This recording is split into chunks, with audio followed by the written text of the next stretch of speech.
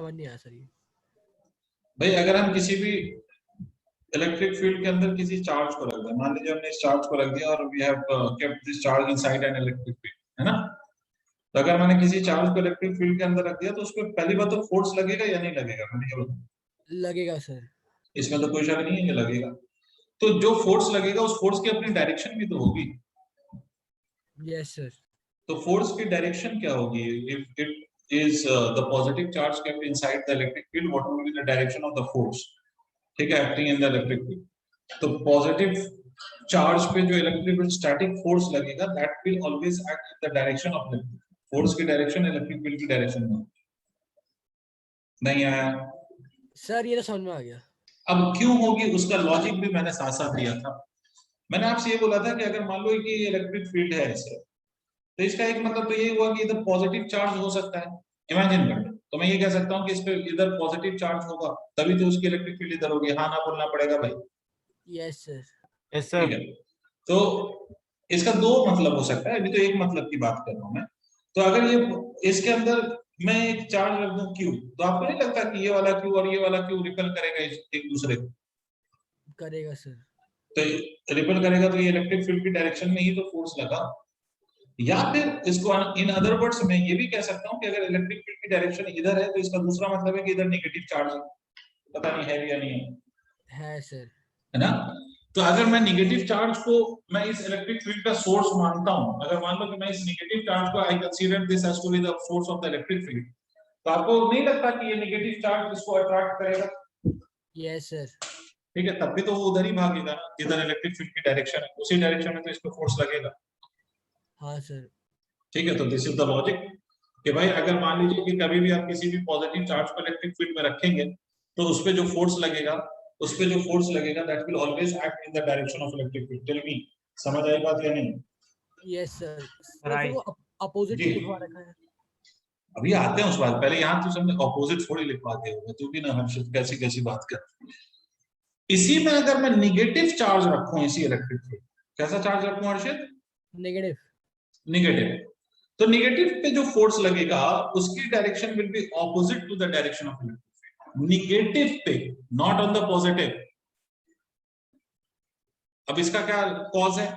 अगर इस डायरेक्शन में इलेक्ट्रिक फील्ड लिया इसका मतलब है कि आप इधर मान सकते हैं कि ये सोर्स चार्ज है। Yes sir. ठीक है, सोर्स चार्ज अगर पॉजिटिव है तो क्या करेगा? इस नेगेटिव को अट्रैक्ट ही तो करेगा, positive will attract the negative. ठीक है, इसी तरह से बेटे आप ये भी कह सकते हो कि इलेक्ट्रिक फील्ड इधर है तो इसका दूसरा मतलब ये भी कह सकते हैं आपके माइनस क्यू इधर। Yes sir. और यहाँ पर आपने माइनस क्यू रखा है तो this minus Q and this minus Q will repel, तभी तो ये इलेक्ट्रिक फील्ड के ऑपोजिट डायरेक्शन में फोर्स लगा। समझ गया सर, थैंक यू सर। हाँ, तो ये बेसिकली मैं फिर से रिपीट कर देता हूँ कि if you will keep a positive charge inside an electric field it will experience the force in the direction of electric field, and if you keep a negative charge inside an electric field it will experience the force in the direction opposite to the direction of electric field. अब इसमें आज का जो lecture है, मैं पहले तो ये बात समझा दूं कि आज का जो लेक्चर है ना, हर्षित एंड एवरीवन एल्स, कौन कौन कनेक्टेड है? अब अनुभव, हर्षित, शिवांग और कौन है आज? कौन गायब हो गया? हाँ, यशवर्धन, राइट, ये लोग कनेक्टेड है ना। एक बार मैं फिर से देख लेता हूँ, अनुभव जोशी, खासपेल, यशवर्धन, बिष्ट और हर्षित, बाकी कहाँ है मुझे नहीं पता। ठीक है, तो आज की जो क्लास है इसमें बिकॉज आपने बोला है जेई की आप तैयारी कर रहे हैं, तो आज की क्लास में काफी हद तक मैथमेटिक्स का यूज होगा। ठीक है, शुरुआत में नहीं, शुरू के बाद थोड़ा सा भी हम बेसिक कुछ चीजों पर डिस्कस करेंगे, उसके बाद आज एक कॉन्सेप्ट स्टार्ट करेंगे हम डिस्कस करना जिसका नाम होगा कॉन्टिन्यूअस चार्ज डिस्ट्रीब्यूशन, और इस केस में इंटीग्रेशन का अच्छा खासा यूज होगा। तो आज की क्लास बहुत ज्यादा मैथमेटिकल होगी। थोड़ी देर के बाद, मतलब थोड़ा तो अभी हम बेसिक चीज पे डिस्कशन करेंगे, उसके बाद थोड़ी देर के बाद ये जो टॉपिक है पूरा का पूरा मैथमेटिकल होगा। मुझे नहीं पता कि आपको कितना इंटीग्रेशन आता है, कितना डिफरेंशिएशन आता है। एक बार मुझे जल्दी से बता दो कि क्या सबको इंटीग्रेशन डिफरेंशिएशन आता है formula wise? Yes sir. Yes sir. Yes sir. तो आई होप मेरे बच्चे, मेरे प्यारे, मेरे लाल, मेरे दोस्त, आप लोग मेरा साथ देंगे और जहां आपको कोई इशू आएगा पूछेंगे क्योंकि मुझसे कहा गया कि आप जेई की तैयारी कर रहे हैं इसलिए मैं ये चीजें कराऊंगा जो मैं कराने वाला हूँ। ठीक है, अगर आपको जेई की तैयारी नहीं कर रहे हो, अगर आप कहोगे कि नहीं सर हमें सिर्फ 12th पास करना है, तो आप जैसा कहोगे मैं वैसा ही कर दूंगा। फिर 12th अगर पास करना है तो फिर इतने ज्यादा डिटेल में मैं नहीं जाऊंगा। क्या कहते हो, जेई करना है अपने को? यस सर, यस करना सर। है। हाँ, तो मेहनत भी करनी पड़ेगी। ठीक है, चलिए सर अभी तो पहले बेसिक बेसिक बातों पे आ जाते हैं। सर हमने इलेक्ट्रिक फील्ड का एक सिंपल सा फॉर्मूला देखा कि E is equal to F divided by Q होता है, ये हमने देख लिया, ये हमें समझ में आ गया। अब कुछ कुछ और चीजें लिखते हैं। Electric field due to a point charge, electric field field field field due to point charge, electric field due to point charge, किसी पॉइंट चार्ज के कारण electric field, electric field due to point charge. अब electric field due to point charge basic basic चीजें हैं sir. हमने आपसे बोला था कि सर अगर मान लो ये चार्ज है और इस पॉइंट पे हमें इसकी इलेक्ट्रिक फील्ड निकालनी है, तो इस पॉइंट पे हमने एक टेस्ट चार्ज ला के रखा था बेटे, और हमने इलेक्ट्रिक फील्ड को डिफाइन किया था as a force experienced by this test charge upon the test charge itself. मैं फिर से रिपीट कर रहा हूं कि force experienced by test charge upon the charge. ठीक है, तो इस केस में हम ऐसे लिख सकते हैं, देखिए इन दोनों के बीच का जो फोर्स होगा that would be equal to k into q naught divided by r square. तो इलेक्ट्रिक फील्ड की वैल्यू होती है f अपॉन q नॉट। तो अगर मैं यहाँ पर ये वैल्यू लिख दूं तो क्या हो जाएगा sir, k q divided by r square. This is the formula for electric field due to a point charge. मतलब अगर आपको कोई भी एक चार्ज दे दे और आपसे पूछे कि भाई अगर एक चार्ज हमने रख दिया है, तो you have to find out the value of electric field due to that charge at a distance r। तो बेसिकली वो फोर्स कितना होगा, तो वो फोर्स नहीं, इलेक्ट्रिक फील्ड, वो इलेक्ट्रिक फील्ड की वैल्यू क्या होगी, तो that will only be equal to kq divided by r square, where r is the distance of that charge from the point at which you want to measure the value of electric field। अब एक बात और देखो, ये जो आपकी electric field है it is independent of the test charge. ये टेस्ट चार्ज पे डिपेंड नहीं कर रहा, ये सिर्फ और सिर्फ डिपेंड किस पे कर रहा है, तो it is only depending on the source charge. ये टेस्ट चार्ज से डिपेंडेंट है और किस पे डिपेंड कर रहा है, सोर्स चार्ज पे। Is it clear? Yes sir. ठीक है, इसी चीज को सर अगर मुझे वेक्टर फॉर्म में लिखना होगा, सब बच्चों वाली बात है बेटा, इसलिए थोड़ी जल्दी करूंगा क्योंकि आपने इससे पहले ये चीजें सीखा है। फोर्स के केस में आपने इन चीजों को सीखा है, और यहाँ पर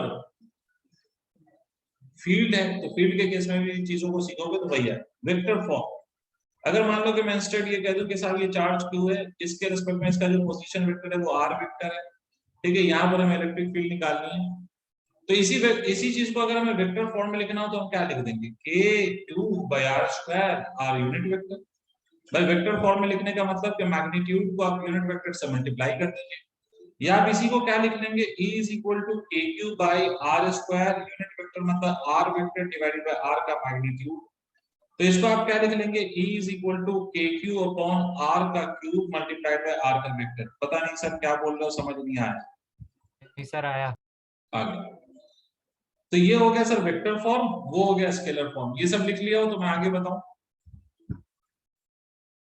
डन सर। ठीक है, सर एक नेक्स्ट। ओके ओके,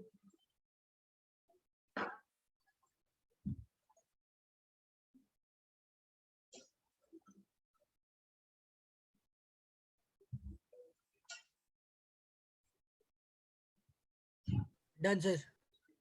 ठीक भाई। Now we move to the next concept. Next concept is superposition principle. यहाँ पर सुपरपोजिशन प्रिंसिपल का क्या मतलब है, इस बात को समझते हैं। सुपरपोजिशन प्रिंसिपल वही मतलब है जो सब पहले था, सब एकदम रिपीट टेलीकास्ट। एक अच्छे बच्चे को लगेगा कि बार बार ये क्यों पढ़ा रहा है, और एक बेवकूफ को लगेगा कि ये बार बार क्या पढ़ा रहा है। ठीक है, खैर तो आपको अपने लिए डिसाइड करना है कि क्या है, बट चलिए सुपरपोजिशन प्रिंसिपल। सुपरपोजिशन प्रिंसिपल, अगर मैं सुपरपोजिशन प्रिंसिपल की बात करूं तो लॉजिक वही है सर जो आपने इससे पहले पढ़ा था, कि अगर मान लो मैं आपसे कह दूं कि यहाँ पर एक चार्ज, यहाँ पर एक चार्ज, यहाँ पर एक चार्ज, इस चार्ज की वैल्यू है q1, इसका है q2, इसका है q3, and I want to find out the net field at a given point. तो सर क्या होगा सर यहाँ पर net field? Vector sum of the individual field. Obviously it would be the vector sum of the individual electric field and that is called a superposition। तो यहाँ पर logically वही तो हम करेंगे कि भाई ये इसकी फील्ड इधर मान लीजिए E1, इसकी फील्ड इधर मान लीजिए E2, सर तीसरा वाला जो इसकी फील्ड इधर मान लीजिए E3 all of these fields are there and if you take the vector sum of all these three fields if E1 E2 and E3 you will get the net field that is E net or the vector sum of all these will be equal to E1 vector plus of E2 vector plus of E3 vector and so on and so forth. This is basically the superposition principle. Sir कौन सी बड़ी बात है, यही तो हमने force में भी पढ़ा था। और मैं आपको एक बात बता दूं, यही आप एक बार फिर से सुनेंगे इलेक्ट्रोस्टैटिक पोटेंशियल जब हम पढ़ेंगे। फर्क बस इतना होगा कि इलेक्ट्रिक फील्ड और फोर्स वेक्टर क्वांटिटी है, तो you will take the vector sum to get the net value of the field.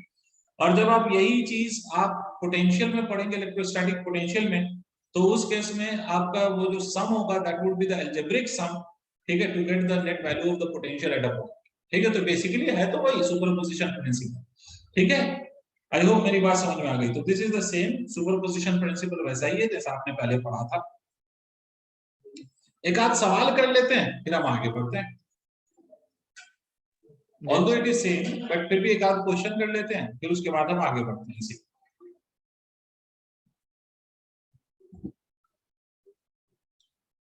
ठीक है सर, बिल्कुल सिंपल क्वेश्चन, एक स्क्वायर ले लो आसानी के लिए। अच्छा, बहुत ज्यादा डिफिकल्टी लेवल पे जाने की जरूरत नहीं है, क्योंकि जेई में ऐसे सवाल नहीं पूछे जाते 3D वगैरह के। अगर तुम कहोगे तो मैं करा दूंगा, बट ऐसे इतना कोई खतरनाक बनता नहीं, इन सब पे उतना नहीं पूछा जाता, बिकॉज जेई में बहुत कुछ है पूछने के लिए। तो इसलिए हम इस पे बहुत ज्यादा टाइम पास नहीं करेंगे। आपको मेथड पता है, और मेथड पता है कि सर, मेथड देखने के लिए क्वेश्चन कर लेते हैं कि सर मान लीजिए कि एक स्क्वायर मैं ले लेता हूँ, एक स्क्वायर ले लेता हूँ, मान लीजिए मैंने एक स्क्वायर ले लिया और इस स्क्वायर के 3 वर्टेक्स पे मान लो हमने चार्ज प्लेस कर दिया। एक minute,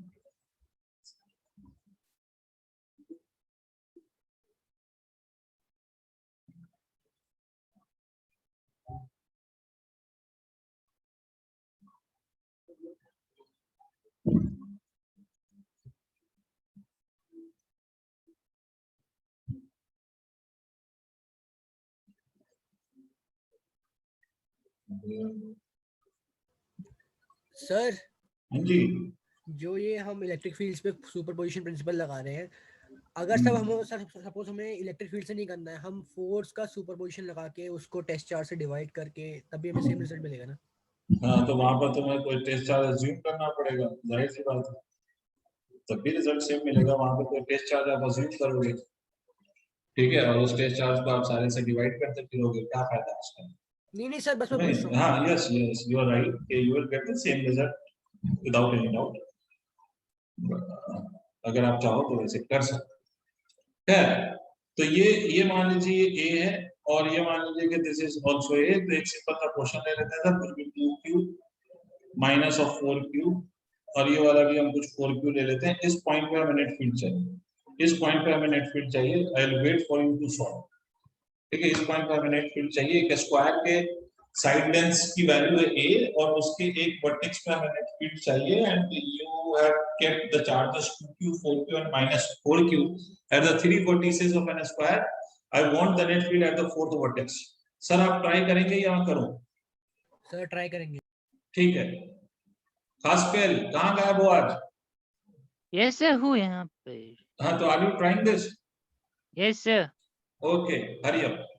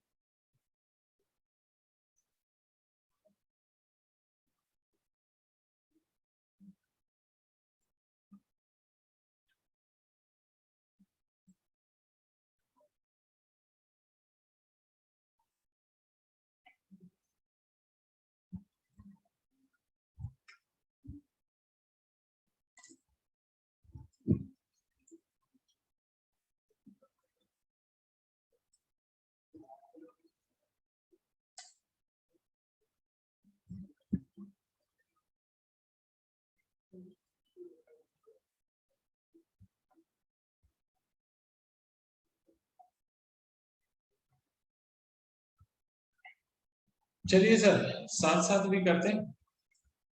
sir first of all ये बात तो सबको क्लियर होगी कि ये वाला जो डिस्टेंस है दैट इज √2 है, और मुझे उम्मीद है कि आप में से मैक्सिमम बच्चों से ये सब बातें हो मतलब पता है मैक्सिमम कि सर सबसे पहली चीज तो ये है कि यहाँ पर अगर हम बात करें तो ई नेट हमें निकालना है, तो 2q का इलेक्ट्रिक फील्ड इधर होगा, 4q का इलेक्ट्रिक फील्ड इधर होगा, और -4q का electric field will be towards the charge itself because -4q is a negative charge, तो उसकी electric field will be directed towards the charge itself. ये वाली जो इलेक्ट्रिक फील्ड होगी that would be 2kq divided by a square, this electric field will be 4kq divided by a square, this electric field will be equal to 4kq divided by √2a square, मतलब ये वाली जो electric field है that will be written as 4kq that is 2kq divided by 2a square, और we can write this as 2kq divided by a square, ये लिख सकते हैं। देखो आप लोगों ने इतना कर दिया होगा शायद। Yes sir. अब आपके पास तीन फील्ड है and you have to find out the net field, so to find the net field I will be using the concept of resolution and I will resolve and then I'll take the sum, so I'll resolve which of the three, so I'll resolve this one which is at an angle of 45 degree, right?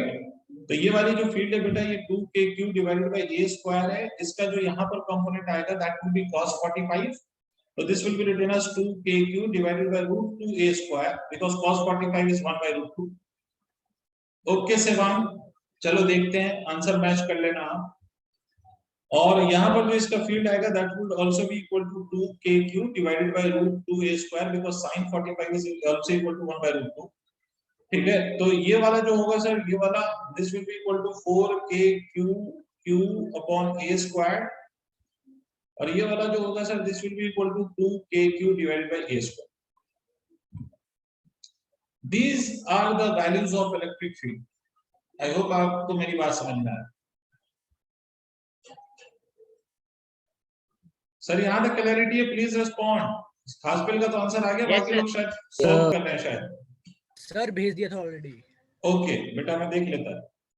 ex की value क्या होगी, ex की value हो जाएगी 2kq divided by a square, अगर मैं common ले लूं तो this will be equal to 1 minus 1 by √2, because ये वाला और ये वाला दोनों ऑपोजिट डायरेक्शन में, तो I can simply subtract them. ey की वैल्यू क्या हो जाएगी, ey को भी सबट्रैक्ट करोगे तो 2kq divided by a square you take it as common, तो यहाँ आ जाएगा 2 minus 1 by √2। Ultimately these two are at an angle of 90 degree, so E net will be equal to under root of this value का whole square और इसका whole square। एक बार मैं फिर से लिख देता हूँ 2kq, I have got the answer from Yashvardhan also, very good Yashvardhan.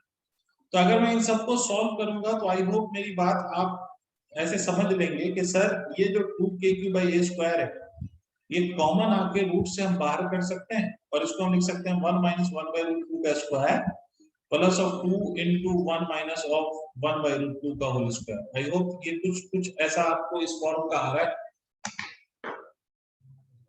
हर्षित, शिवांग, यशवर्धन, अनुभव, आसिया यू हैव कनेक्टेड लेट। आसिया आपको कुछ पल्ले पड़ा ये जो भी मैंने बोला है?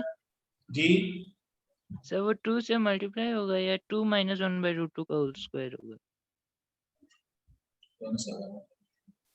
Second sir, ey second sir net में ey is 4kq divided by a square minus of 2kq divided by √2a square।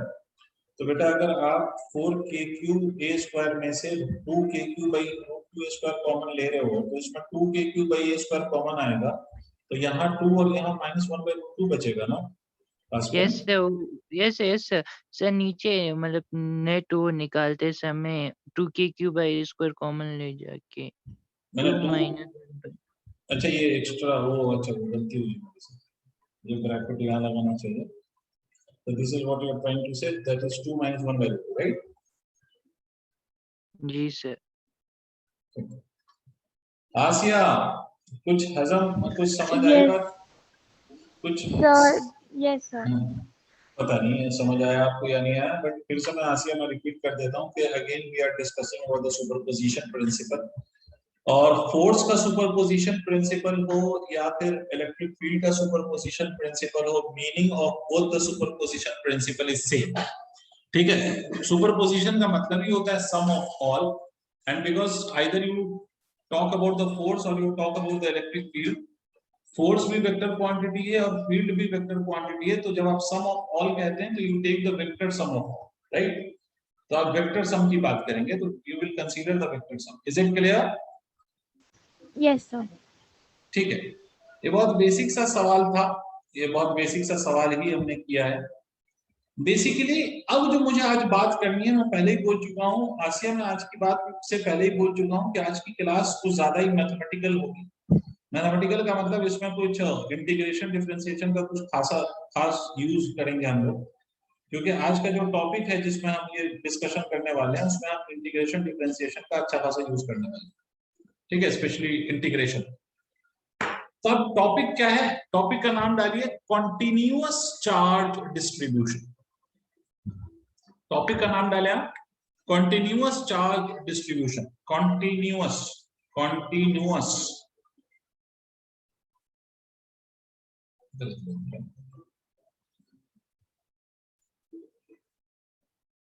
Charge distribution. अब इसके मतलब को अपन समझेंगे कि what is meant by this continuous charge distribution. Continuous charge distribution क्या चीज है, क्या नहीं है, इस बात को समझते हैं। देखिए बच्चे, दो तरह की डिस्ट्रीब्यूशन होते हैं आपके। एक होता है डिस्क्रीट और दूसरा होता है कॉन्टिन्यूअस। डिस्क्रीट का क्या मतलब? जहां पर 1 2 3 4 5 ऐसे आप चार्जेस को काउंट कर लो, या ऐसे इतने चार्जेस हैं और आपको पता है कि वो चार्ज कहां पर है, उसकी पोजीशन क्या है, कहां पर चार्जेस रखे हुए हैं, तो such a distribution is basically called as continuous discrete charge distribution.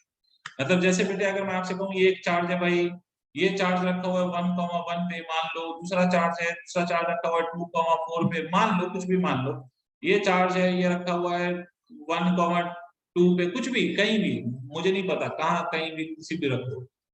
तो ऐसा जो चार्ज डिस्ट्रीब्यूशन है जिसमें सारे चार्जेस एक दूसरे से इंडिविजुअली प्लेस्ड हैं, अलग अलग पोजीशन पे प्लेस्ड हैं, तो ऐसे चार्ज डिस्ट्रीब्यूशन को हम कहते हैं डिस्क्रीट चार्ज डिस्ट्रीब्यूशन। क्या कहते हैं हम?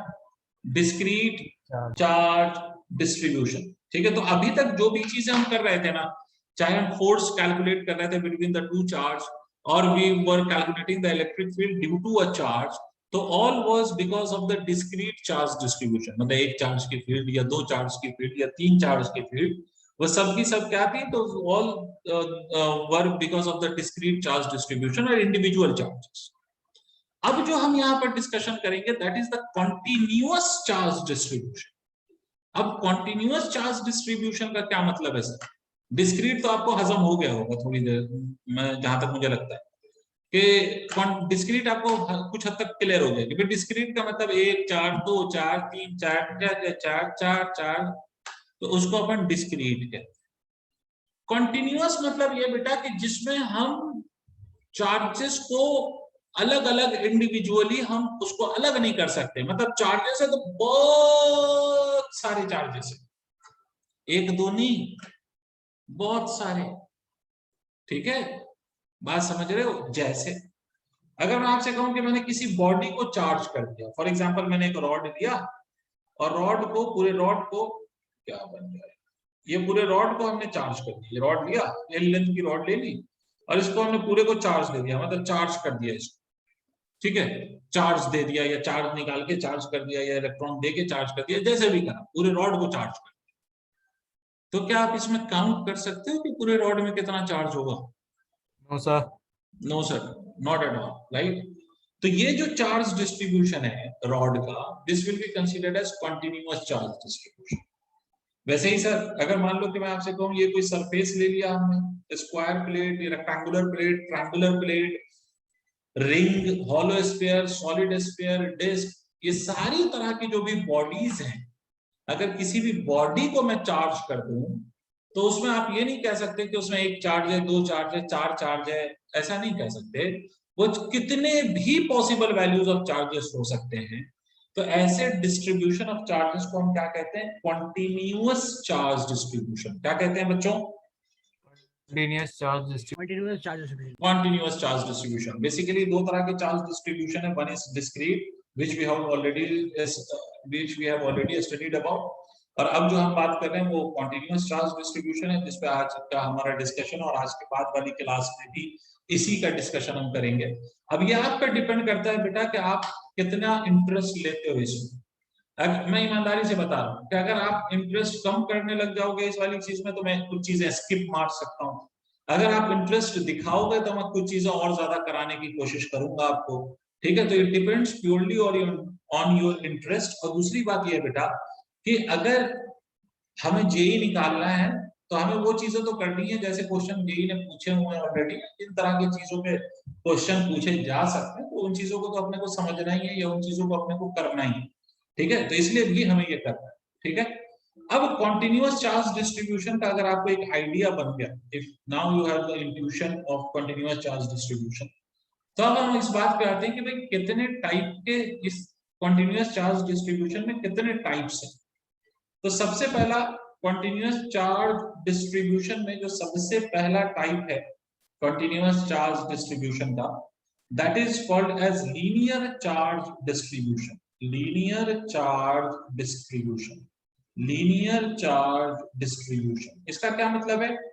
इसका मतलब है कि अगर कोई भी बॉडी आपकी ऐसी है जिसके सिर्फ और सिर्फ लेंथ पे चार्ज दिया जा सकता है, that is basically called as linear charge distribution. Linear से आपको समझ में आ रहा है वो कुछ लेंथ वाली बात हो रही। क्या मतलब सर?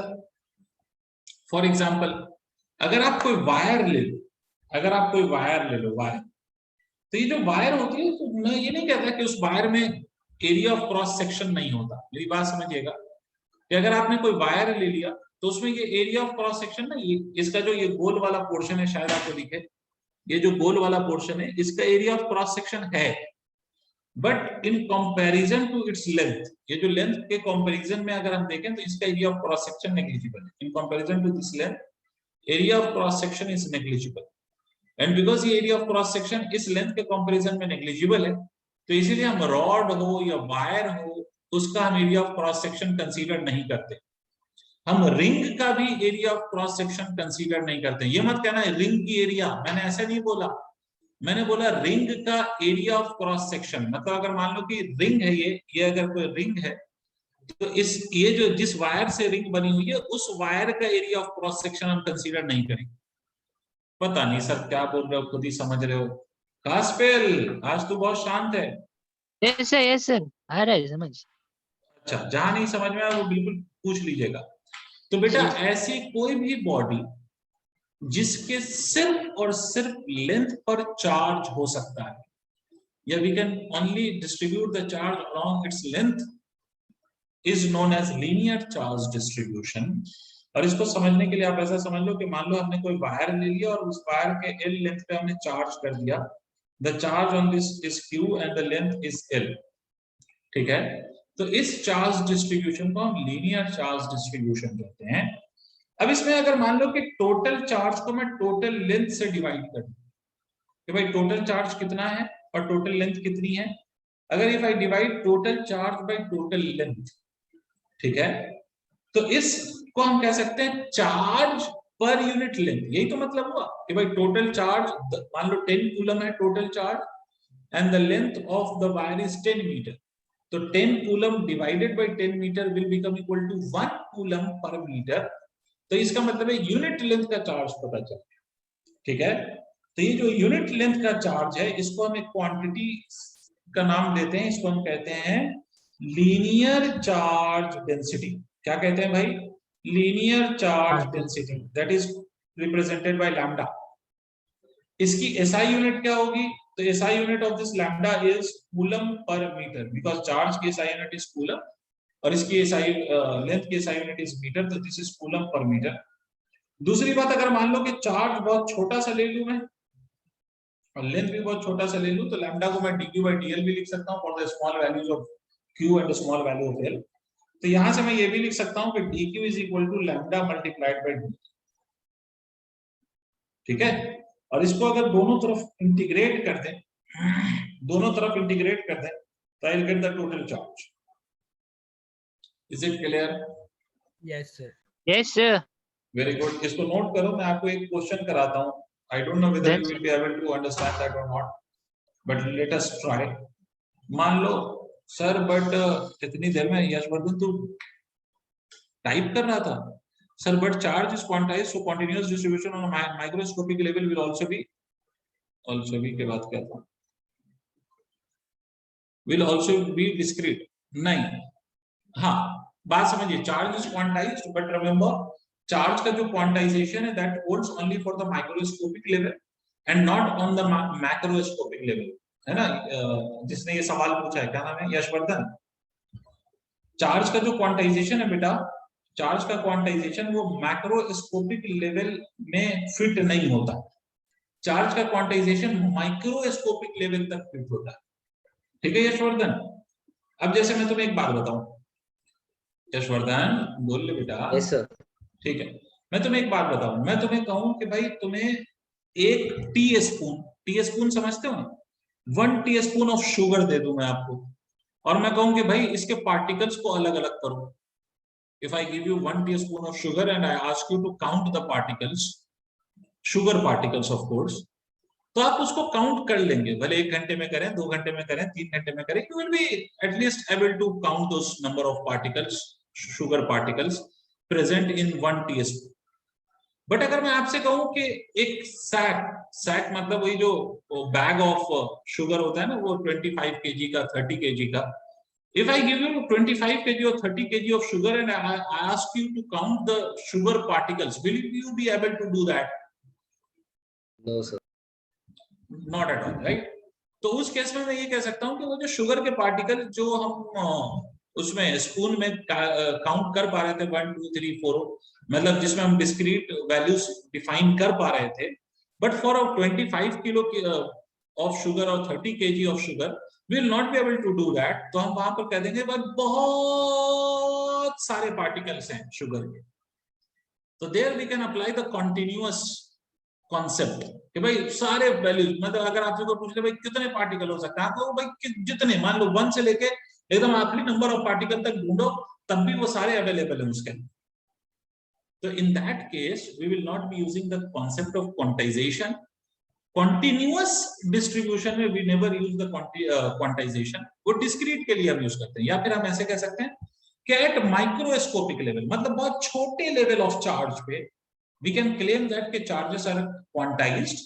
बट अगर बहुत बड़े स्केल पे हम बात करें, लार्ज स्केल पे, मैक्रोस्कोपिक का मतलब हो गया लार्ज स्केल, तो अगर हम लार्ज स्केल पे बात करें तो लार्ज स्केल पे फिर quantization of charge is of no use. Is your doubt clear, Yashvardhan? Clear sir. Okay Asiya ji, पहले ये बताइए लीनियर चार्ज डिस्ट्रीब्यूशन आप समझ गई हैं? Yes, sir. ठीक है, अब एक छोटा सा एग्जांपल, और बेटे बहुत मतलब जितनी पॉसिबल चीजें हो सकती है मैं सब करा रहा हूँ इस बैच को स्पेशली, तो इसलिए करा रहा हूँ क्योंकि मुझे लगता है कि आप सीखना चाहते हो और मुझे उम्मीद है कि आप कुछ अच्छा करेंगे जीवन में। तो इसलिए बेटा चीजों को अच्छे से करो, और जहां जो चीजें नहीं समझ में पूछिएगा, ठीक है, सन्नाटे में मत बैठिएगा। हाँ बताइए। इसको चार्ज ग्रेडियंट भी कह सकते हैं। डीक्यू भी होता है चार्ज ग्रेडियंट, मतलब ये होता है, हाँ मतलब ऐसा यहाँ पर ऐसा कोई टर्म आएगा नहीं ग्रेडियंट का, वो डिफरेंशियल फॉर्म में जब हम किसी भी क्वांटिटी का रेट ऑफ चेंज लिखते हैं with respect to the distance, तो हम ग्रेडियंट कहते हैं। It is not the rate of change, it is simply the small value upon small value, मतलब delta q by delta a, ऐसे समझिए। ओके सर, समझ गए। अब देखिए मैं एक क्वेश्चन ले रहा हूं कि मान लीजिए for a wire of length L,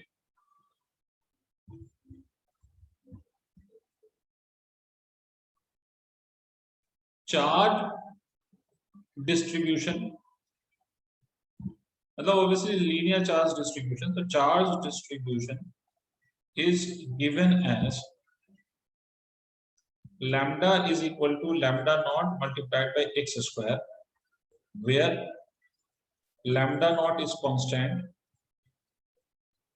and x is any general length of the wire.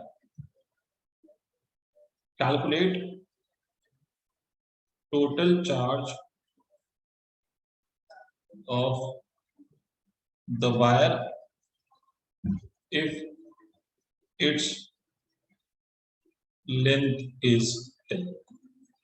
ठीक है, please write down the question. मैं आपको एक्चुअली में इस क्वेश्चन से आपको एक्चुअली में मैं इंटीग्रेशन का एक्चुअल मतलब समझाने की कोशिश करूंगा, ताकि आप जब भी इंटीग्रेट करें, आप सिर्फ इसलिए इंटीग्रेट नहीं करें क्योंकि इंटीग्रेट करना है, आप इसलिए इंटीग्रेट करें क्योंकि आपको पता है कि क्यों इंटीग्रेट हम कर रहे हैं। तो प्लीज पहले इसको नोट करिए आप।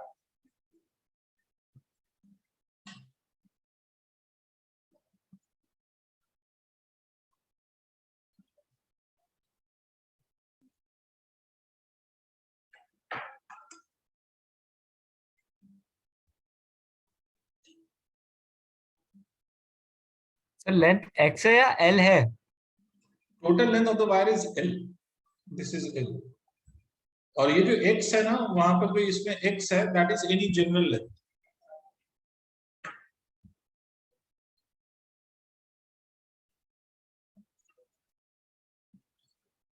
हो गया बच्चे, नोट कर लिया सबने? Yes. ओके, इसको आप सॉल्व करने की अभी कोशिश ना करें। अगर आप में से कोई कर सकता है तो अच्छी बात है, बट मैं जो अभी यहाँ पर सिखाना चाहता हूँ, वो एक एक बच्चे को एक बात समझाना चाहता हूँ कि हम इंटीग्रेशन करते क्यों, why there is a need of integration. भाई इंटीग्रेशन क्यों किया जाएगा, पहले इस बात को समझें। अब मेरी बात सुनिएगा, मैंने उस क्वेश्चन को इरेज कर दिया, I will solve it, don't worry. पहले मैं समझाना चाहता हूँ कि व्हाई डू वी इंटीग्रेट, है इंटीग्रेशन क्यों करना पड़ रहा है, क्या मजबूरी है हमें। ठीक है, तो सुने ध्यान से। देखिए, इसको समझाने के लिए मैं आपको एक बात समझाता हूँ कि आपने क्लास 11th में वर्क डन का फॉर्मूला पढ़ा था, अगर आपको याद हो, फोर्स इनटू डिस्प्लेसमेंट। बोलो हाँ कि ना। Yes sir. और अगर ये फोर्स कांस्टेंट है बेटा, मैं आपसे कहूं कि भाई फोर्स की वैल्यू 4 न्यूटन है, और मैं आपसे कहूं कि डिस्प्लेसमेंट की x की वैल्यू 2 मीटर है, तो आप डायरेक्टली कुछ नहीं करेंगे, आप वर्क डन निकालने के लिए 4 × 2 कर देंगे, that will be equal to 8 metre. इसमें कोई दिक्कत नहीं, कोई परेशानी नहीं, बहुत मजा आया, हमें समझ में आता है, हमें पता। ठीक है आसिया जी, आसिया जी इस बैच में बोलना पड़ता है ज्यादा। Yes, sir. ठीक है बेटा, चलिए डरिए नहीं आसिया जी, इस बैच में इसलिए ज्यादा बोलना पड़ता है क्योंकि यहाँ पर इस वाले बैच में मुझे पता है कि बेटा हम ज्यादा सीखने की कोशिश कर रहे हैं, तो इसलिए ज्यादा बोलोगे तो ज्यादा मजा आएगा, मास्टर को भी पढ़ाने में मजा आता है। ओके, अब मैं अगर बोलूं Okay, कि sir. F is equal to 2x है, 2x न्यूटन, और मुझसे कहा जाए वर्क निकालो, अब क्या करूं सर, ये तो फोर्स वेरिएबल है। ठीक है, कांस्टेंट होता तो हम कुछ नहीं करते, फोर्स इनटू डिस्प्लेसमेंट करते हैं, बट ये फोर्स वेरिएबल, तो अब क्या करें। तो अब इस बात को लॉजिकली समझो बेटा। इस केस में हम कहते हैं कि अगर मान लो कि मैं 4 मीटर कंसीडर करूं, मान लो कि हमसे कहा गया कि वर्क डन बताओ, वर्क डन बताओ for displacement is equal to 4 metre, तो हम ये नहीं कर सकते कि 2x मल्टीप्लाइड बाय 4 कर दें, या एक x में हम 4 पुट कर दें और कहेंगे भाई फोर्स इज इक्वल टू हो गया 2 × 4, और ये 8 न्यूटन आ गया और वर्क डन हो गया 8 × 4। ऐसा नहीं कर सकते। ऐसा क्यों नहीं कर सकते सर आप? बिकॉज बेटा x की वैल्यू 4 करने से जो फोर्स की वैल्यू निकल के आएगी, वो फोर्स की वैल्यू निकल के आएगी तब जब x इज इक्वल टू 4 है, उस पॉइंट का फोर्स पता चलेगा। बट यहां पर हर पॉइंट पे फोर्स की वैल्यू अलग अलग आ रही है। अगर आपने x की वैल्यू 4 रख के वर्क कैलकुलेट किया तो इसका मतलब है कि आप इस पॉइंट के वर्क की बात कर रहे हो, जबकि मैं आपसे कह रहा हूं कि यहां से यहां तक जाने का वर्क कितना है वो निकाल। दोनों बातों में फर्क है। पता नहीं सर, समझ नहीं आया, पहले ये लॉजिक Yes, क्लियर sir. हो। वेरी गुड, सर ठीक है। तो अब तो हम फंस गए सर, हम क्या करें। तो इसमें बोला कि ओ ये तो बड़ी अजूबी बात हो गई कि फोर्स बदल भी रहा है और हमें नहीं पता कैसे वर्क कैलकुलेट करना है। तो लोगों ने बोला चल एक काम करते हैं, एक काम करते हैं कि अगर मान लो कि मैं कहूं कि x is equal to 1 metre है, तो फोर्स की वैल्यू हो जाएगी 2 न्यूटन। समझना, जैसे जैसे समझा रहा हूं, हो सकता है थोड़ा सा बोर लगे कि पता नहीं क्या बता रहा है, बट इंटरेस्ट लो तो तुम्हें आज समझ आ जाएगा कि हम इंटीग्रेशन करते क्यों। अच्छा साहब, दूसरे ने बोला कि अच्छा एक काम कर, इसके जस्ट बाद, इस 1 के जस्ट बाद भी तो फोर्स बदलेगा। तो बोला हाँ, तो एक काम करते हैं, इसके जस्ट बाद वाला नंबर लेते हैं, 1.00000000000000001 मान लो जस्ट बाद वाला नंबर। तो तो यहाँ पर फोर्स की वैल्यू कितनी होगी 2.000000000000000000001। कोई दिक्कत? अरे हाँ ना बोलो। नो सर, नो दिक्कत। No, sir. No, अरे sir. सर बहुत बढ़िया सर, हो बहुत मजा आया रे भाई। अरे भाई ओरे भाई एफ डैश। मान लो मुझसे कोई कहे कि बताओ दोनों के बीच का डिफरेंस कितना है दोनों फोर्स का, तो अपन क्या कहेंगे? अपन कहेंगे इस वाले में से इसको सबट्रैक्ट कर दो, तो हो जाएगा 0.0000, 10-20 बार 0 लिख दो, 0.00000000001। बेटा क्या ये डिफरेंस बहुत बड़ा डिफरेंस है, ये बहुत छोटा डिफरेंस है? बहुत छोटा। बहुत छोटा, ऑब्वियस सी बात। ऐसी ही किसी भी छोटी चीज को हम dx या dy या dt का नाम देते हैं, इनफिनिट सिमिली स्मॉल वैल्यू। इसका मतलब है ये वैल्यू इतनी छोटी है कि such that it is almost zero, very close to zero, but not exactly equal to zero. नहीं आया? नहीं आया? आया आया सर। सर इसका मतलब यहां से यहां जाने पर फोर्स बदलता तो है, बट उसका बदलाव इतना छोटा है कि इस बहुत छोटे से डिस्प्लेसमेंट पर मैं इस फोर्स को एज अ कांस्टेंट ट्रीट कर सकता हूं। तो लोगों ने बोला ओ ये तो बहुत बढ़िया बात हो गई भाई, मजा आ गो भाई। उसने बोला कि भाई एक काम करते हैं, बहुत छोटा सा एलिमेंट ले लेते हैं, उसको नाम दे देते हैं dx, और जैसे ही नाम दिया dx, इसका मतलब दिमाग की बत्ती जल जानी चाहिए सर कि dx कहने का मतलब है कि इस तरह के नंबर की बात हो रही है। तो इस dx के लिए फोर्स को मैं कांस्टेंट मान सकता हूं। मान लो कि ये dx मैंने x दूरी पे लिया है, मान लो, तो इस dx के, सुनना, इस dx के इस पॉइंट से इस पॉइंट पे जाने में फोर्स में कोई बदलाव नहीं आएगा। नहीं आएगा। मतलब अगर इस एंड पे ये x दूरी है और फोर्स की वैल्यू यहाँ पर 2x हो गई, तो यहाँ पर भी उसको 2x ही माना जाएगा। तो इसका मतलब यहाँ पर अगर अपन फोर्स निकालें तो हम लिख सकते हैं 2x dx, ये फोर्स इनटू डिस्प्लेसमेंट हो गया, बहुत छोटा सा। बहुत छोटे से का वर्क डन निकाल लिया, तो ये बहुत छोटा सा वर्क आ गया। अब प्रश्न ये उत्पन्न होता है, मतलब क्वेश्चन अराइजेस कि सर ये तो बहुत छोटे से का वर्क डन है ना, बट क्या ये बहुत छोटा ही सा वर्क डन हमें निकालना था? हर्षित भाई, हर्षित भाई, no sir, no sir. No sir, हमें तो टोटल वर्क निकालना है। तो ऐसा छोटा छोटा तो बहुत हो सकता है भाई, यहाँ पर, यहाँ पर, यहाँ पर।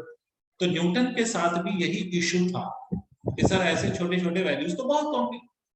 कितने होंगे सर? बहुत, n number of values, n tending to infinity, बहुत वैल्यूज होंगे, तो कैसे ऐड करेंगे? तो न्यूटन ज्ञानी था, तो उसने कहा कि भाई इंटीग्रेशन कर लेंगे। मैं मैथमेटिक्स का तुम्हें एक नया मेथड दे रहा हूं, इंटीग्रेशन। तो इंटीग्रेशन, इसका मतलब है सर इंटीग्रेशन हम ऐसी जगहों पे करते हैं, दो बातें बता रहा हूं, बहुत अच्छे से सुन ले। इंटीग्रेशन हम वहां पर करते हैं जहां पर क्वांटिटी वेरिएबल हो रही हो। नहीं आ रहा? जैसे यहाँ पर फोर्स वेरिएबल हो गया तो इंटीग्रेशन का सहारा लेना पड़ा। और इंटीग्रेशन के लिए हमने करा क्या? तो इंटीग्रेशन के लिए हमने बहुत स्मॉल सा एलिमेंट लिया, उस पर वैल्यूज देखा और फिर उसको इंटीग्रेट किया। अरे एक बार हाना तो बोल दो, नोट नहीं करना है, बस सुनना था ये। Yes sir. Yes Yes, sir. sir. ठीक है, एक तो इंटीग्रेशन हम यहाँ पर करते हैं, दूसरा इंटीग्रेशन और कहां पर करेंगे और क्यों करेंगे वो भी मैं समझा देता हूं। उसके बाद फिर बैक टू द टॉपिक आता हूं, फिर उस क्वेश्चन पे भी। जैसे बेटा अगर मान लो कि एक चार्ज है, चूंकि अभी आपने चैप्टर इलेक्ट्रोस्टैटिक्स पढ़ा है तो इसी पे बात कर लेते हैं। एक चार्ज है और उसकी इलेक्ट्रिक फील्ड r दूरी पे निकाल, तो अपने को ये बात पता है कि भाई kq divided by r square ये इलेक्ट्रिक फील्ड हो जाएगी, इसमें कोई शक वाली बात नहीं। मैंने कहा इतना हो जाएगा, तुमने भी कहा इतना हो जाएगा, हम दोनों खुश हैं, बहुत बढ़िया, जीवन चल लिया। बट ये जो चार्ज है, it is a discrete system of charge, या मैं कह सकता हूं एक सिंगल पॉइंट चार्ज। इसका मतलब ये जो इलेक्ट्रिक फील्ड का फॉर्मूला है बेटा, ये पॉइंट चार्ज के लिए ये अप्लाई हो रहा है, ये पॉइंट चार्ज के लिए फॉर्मूला लिखा गया है, यही तो मतलब है। अब अगर हमसे कोई दूसरे दिन कहते हैं कि मास्टर ये एक वायर है और इस पे चार्ज है, और मुझसे बोला उसने कि साहब इस चार्ज की भी तो इलेक्ट्रिक फील्ड होगी, मैंने कहा बिल्कुल होगी, तू सही कह रहा है। उसने बोला कि फिर मास्टर यहाँ पर निकाल के बताओ इलेक्ट्रिक फील्ड। अब जैसे ही उसने ऐसा बोला, मेरे दिमाग की बत्ती जलने के बजाय बंद हो गई कि सर ये जो फॉर्मूला है ये तब हम अप्लाई कर सकते हैं when we have a point charge, but ये जो वायर है it is a continuous charge distribution जिसमें ऐसे ऐसे बहुत सारे पॉइंट चार्जेस अवेलेबल है। नहीं आया रे, नहीं आया, नहीं आया रे, सर आ ठीक है। गया सर। तो ऐसे केस में हम इस फॉर्मूले को यहां एप्लीकेबल बनाने के लिए क्या करते हैं, तो इसका बहुत छोटा सा पोर्शन लेते हैं जिसको हम इनफाइनाइट सिमली स्मॉल एलिमेंट कहते हैं, और उस बहुत छोटे से पोर्शन की लेंथ इतनी कम है कि उसको मैं पॉइंट चार्ज की तरह ट्रीट करूंगा, और उस पॉइंट चार्ज का मैं यहाँ पर फील्ड निकालूंगा और फिर उसको इंटीग्रेट करेंगे तो नेट आएगा। इसका मतलब कि इंटीग्रेशन हम वहां पर भी यूज करते हैं जहां पर कोई फॉर्मूला पॉइंट के लिए एप्लीकेबल है और उसको कॉन्टिन्यूअस डिस्ट्रीब्यूशन पे अप्लाई करना हो तो भी इंटीग्रेशन का यूज करना पड़ता है। पता नहीं क्या बोल गया। और यही काम आपने याद करिए क्लास 11th में भी किया है। Centre of mass, centre of mass में आपने यही किया था कि अगर आपके पार्टिकल्स हैं ऐसे ऐसे, समझिए फिजिक्स को समझिए, याद मत कीजिए। M1 M2 M3 M4, तो आपने कहा था कि एक सेंटर ऑफ मास अपन क्या लिखेंगे, M1 x1 plus M2 x2 plus M3 x3 and so on and so forth, तो M1 plus M2। बट अगर मैं इसी में कह दूं कि साहब ये एक रॉड है और इसका सेंटर ऑफ मास निकाल के बताओ, तो अगर किसी बच्चे ने थोड़ा भी पढ़ा होगा तो उसको याद होगा कि इसका हम x dm upon dm करते हैं। पता नहीं क्या बोल रहा है मास्टर, आज पागल हो गया, आज पता नहीं Yes, कौन sir. कौन सा नहीं यस सर। सर अच्छा आज बहकी बहकी बात करने लगा, ऐसा तो नहीं सोच रहे हो? तो नो ठीक सर। है, अच्छा आज ही तो मजा है पूरे चैप्टर का। ओके, तो ये हमने क्यों किया था, बिकॉज ये जो फॉर्मूला है बेटा ये पॉइंट पार्टिकल्स के लिए एप्लीकेबल है, and rod is a continuous distribution of mass, तो वहां हम एक का निकाल के इंटीग्रेट करते हैं। यही काम आप मोमेंट ऑफ इनर्शिया में भी करते हो। इसका मतलब जहां पर भी कोई formula is applicable for point particle, उसको अगर कंटीन्यूअस डिस्ट्रीब्यूशन में अप्लाई करना है तो उस कंटीन्यूअस डिस्ट्रीब्यूशन का बहुत छोटा सा एलिमेंट लेते हैं, पहले उसके लिए उसको अप्लाई करते हैं और फिर उसके बाद इंटीग्रेशन करते हैं और फिर सॉल्व करते हैं। तो फिर से मैं रिपीट कर देता हूं, दो तरह के सिचुएशंस आपको मिलेंगे जहां पर इंटीग्रेशन ही आपका बचाव है, इंटीग्रेशन ही आपका सहारा है। वो दो तरह की चीजें कहां कहां पे मिलेंगी, तो एक तो ये कि वो वेरिएबल क्वांटिटी हो तो वहां पर इंटीग्रेशन होगा, या फिर अगर कोई फॉर्मूला आपने पढ़ा है which is applicable two point particle या पॉइंट चार्ज, और उसको अगर मुझे कॉन्टिन्यूअस के लिए अप्लाई करना है, then also you will be applying the integration concept. अब चलिए उस क्वेश्चन पे वापस आते हैं। अभी मैंने क्वेश्चन दिया आपको, बोला lambda is equal to lambda naught multiplied by x, मतलब अगर ये कोई वायर है तो इस वायर की जो चार्ज डेंसिटी है बेटा, लीनियर चार्ज डेंसिटी, वो वेरिएबल है। यही मतलब तो हुआ कि अगर मैं इस वायर के अलग लेंथ पे पहुंच जाऊं, अलग अलग लेंथ पे जाऊं, तो इसकी वैल्यू अलग अलग आएगी। हाँ ना बोलना पड़ेगा यार। Yes sir. Yes, sir. Sir, वो एक स्क्वायर था. Yes sir. अच्छा एक्स स्क्वायर था तो एक्स स्क्वायर बना लेते हैं, तो ये एक्स स्क्वायर है भाई, बच्चे ने बोला ठीक, तो वेरिएबल है। सर क्या हमारे दिमाग की बत्ती जली और हमें ये पता चला कि इंटीग्रेशन करना पड़ेगा, क्या बोलते हो दोस्त? यस सर यस जल्दी। Yes, sir. sir. यस तो सर। जल गई तो जला दो, एक एलिमेंट कंसीडर कर लेते हैं, एक्स दूरी पर जाके एक एलिमेंट ले लेते हैं dx, ठीक है। तो सर ये लैम्डा की जो वैल्यू आएगी that would be equal to lambda naught x square, ये तो क्योंकि x दूरी पे रखा है मतलब x की जगह x ही रखोगे तो x स्क्वायर आएगा। अब हमने पढ़ा था बेटा कि as dq upon dl is equal to lambda, तो dq की वैल्यू कितनी हो गई, लैम्डा मल्टीप्लाइड बाय dl, ठीक है। और यहाँ पर l बेसिकली l ना कह के dx कह लो वरना तुम सन्नाटे में चले जाओगे। l यहाँ पर क्या है बेटा, l की जगह यहाँ पर हम लोग क्या यूज कर रहे हैं, x, ये बच्चों तो x लिख दो, तो इसका मतलब dq को आप क्या लिख देंगे, lambda naught x square dx। नहीं आया रे, नहीं आया, Yes, sir. आ गया ओके, सर। तो इंटीग्रेट कर दो। कहां से कहां तक करोगे, तो सर यहाँ पर वायर की लंबाई यहां से लो, तो अगर मैं यहाँ पर हूं तो x की वैल्यू 0 और यहाँ पर पहुंच गए तो x की वैल्यू l, अर्थात इसको 0 से l तक इंटीग्रेट कर दो। ओहो हो, dq का integration q, lambda naught constant बाहर, x स्क्वायर का इंटीग्रेशन x क्यूब बाय 3, कहां से कहां तक 0 से l, तो क्या हो जाएगा sir q is equal to lambda naught sir l cube by 3, ये आंसर आ गया सर, यही हमारा आंसर निकल आया भाई, ये चार्ज निकल आया हमें पूरे वायर का। कोई भी बच्चा अगर उसके मन में कोई भी शंका हो, मतलब डाउट हो, तो प्लीज पूछें, शर्माना नहीं है बिल्कुल भी।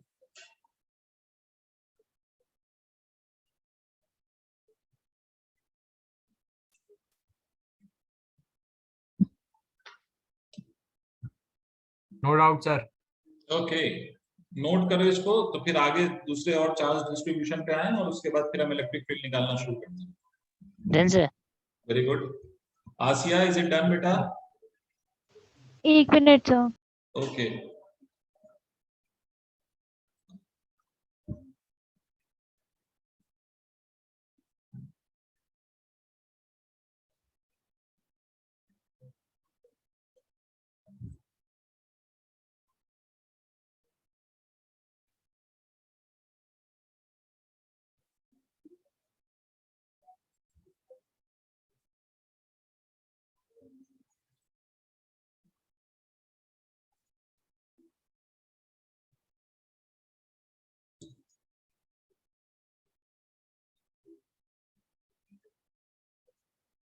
हो गया आसिया बेटा? Done sir. ओके, चलिए अब दूसरे चार्ज डिस्ट्रीब्यूशन पे आते हैं। एक तो हमारा लीनियर चार्ज डिस्ट्रीब्यूशन था, जिसमें we can only give the charge to the length of the body, मतलब उसमें सिर्फ लेंथ ही होगी, कोई there will be no area of cross section involve. दूसरा चार्ज डिस्ट्रीब्यूशन कहलाता है surface charge distribution, surface charge distribution. अब आपको इसके नाम से समझ में आ रहा होगा कि यहाँ पर कुछ सरफेस की बात होगी, मतलब ऐसी बॉडी जिसके हम पूरे सरफेस पे चार्ज दे सकते हैं, that is basically called as surface charge distribution. जैसे for example square plate, rectangular plate, disc, ठीक है, hollow sphere, hollow cylinder, all of these are such a body जिसके हम उसके सरफेस पे चार्ज दे सकते हैं, प्रोवाइड कर सकते हैं, डिस्ट्रीब्यूट कर सकते हैं। तो such a charge distribution will be simply called as surface charge distribution. Clear है? तो जैसे मान लो कि अगर ये कोई सरफेस है बेटे, और इस सरफेस को हमने चार्ज प्रोवाइड कर दिया, let's say the q is the charge given to this surface, ठीक है, and area of this surface is a। तो यहां पर हम फिर से एक टर्म डिफाइन करते हैं q by, that is charge upon area या charge per unit area. This is represented by sigma, this is called as surface charge density, this is called as surface charge density. ठीक है, surface charge density, this is called as surface charge density. इसकी SI unit क्या होगी? तो undoubtedly इसकी SI unit जो होगी that will be equal to coulomb per metre square, because यहाँ पर एरिया की बात हो रही है। इसी में आप ये भी कह सकते हो कि अगर dq अपॉन dA ले लें, बहुत छोटा सा चार्ज, बहुत छोटी सी area, then this will be sigma. तो dq can be written as equal to sigma multiplied by dA, this is your net charge on any given surface. ये ऐसे किसी भी गिवन सरफेस पे नेट चार्ज।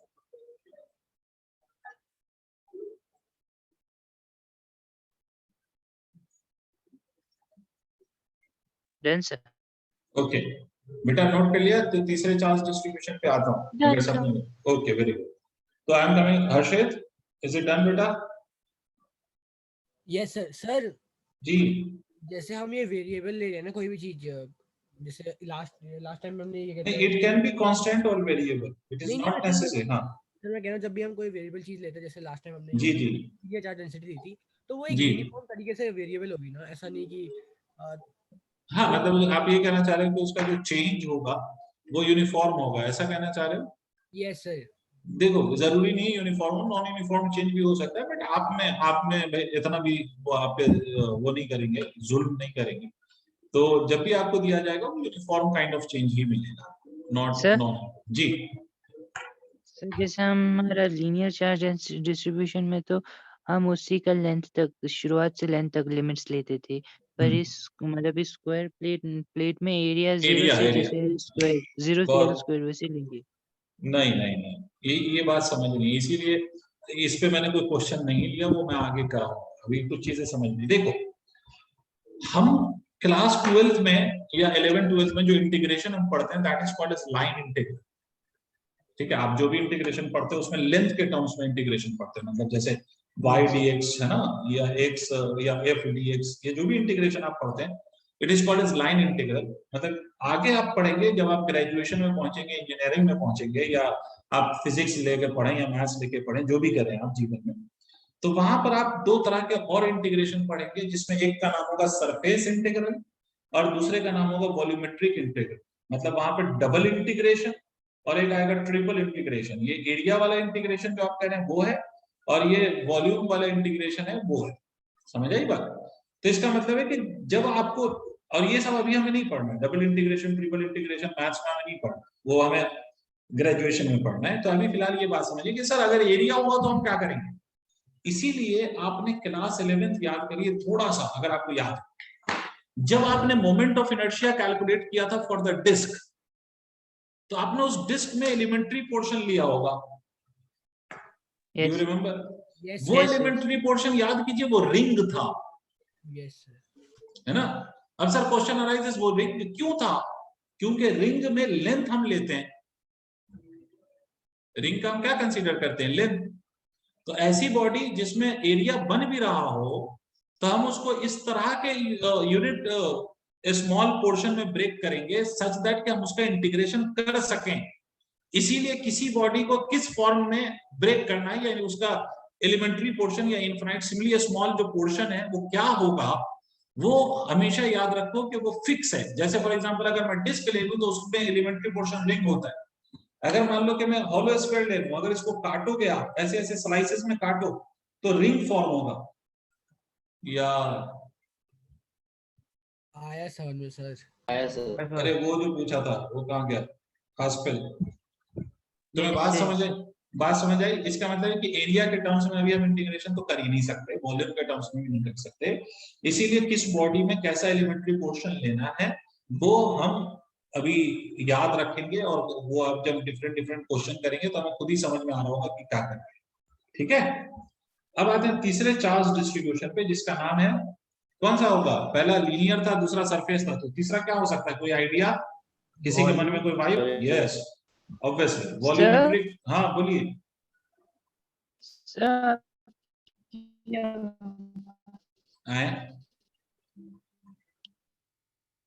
रिपीट कर देंगे, वो आवाज नहीं। आपकी भी आवाज नहीं है। हाँ मैं ये कह रहा हूँ कि the third charge distribution is volumetric charge distribution. बेटे शिवांग आवाज जा रही है आपको? ये सर वो आ रही थी, आपने वो कहा था किसी भी वो उसका फिक्स्ड होता है। हाँ मतलब हाउ टू टेक एलिमेंट्स, जैसे for example if you have a wire और a rod, you take the elementary portion at a distance of x। जैसे अगर मान लो कि डिस्क होगा तो elementary portion is a ring. ठीक है, अगर रिंग का एलिमेंट्री पोर्शन लेना होता है तो we take the elementary portion take it at an angle of theta. ठीक है, वो तो हर केस में अलग अलग होता है, और इसका कुछ आपने शायद मोमेंट ऑफ इनर्शिया में भी किया होगा। जैसे अगर मान लो हॉलो सिलेंडर होगा तो we take the elementary portion as a ring. When we have a solid cylinder, we take as the elementary portion as a disk, right, Kaspel? जी So sir. that you will understand with the time. Don't worry. आपको जहां जहां जरूरत पड़ेगी हम लोग वैसा वैसा करते रहे, so बेफिक्र रहो। ठीक है, बस ये याद रखो कि हम अभी इस क्लास के अंदर जो हमारा 12th क्लास है उसमें हम डबल इंटीग्रेशन या ट्रिपल इंटीग्रेशन हमें नहीं पढ़ाया जाता, इसलिए उसके लिए बेफिक्र रहो।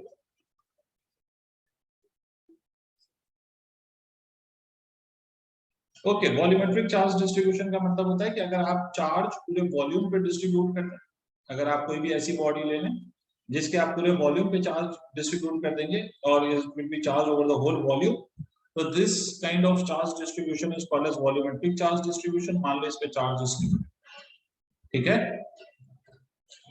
तो इस केस में total charge upon total volume को फिर से एक नया नाम दिया गया, इसको हम कहते हैं, रिप्रेजेंट करते हैं रो से, और आपको समझ में आ रहा होगा कि it is called as volumetric charge density. Volumetric charge density, और इस वॉल्यूमेट्रिक चार्ज डेंसिटी की जो एसआई यूनिट है वो क्या होगी? तो एसआई यूनिट जो होती है इसकी वो होती है coulomb per metre cube. Coulomb per metre cube.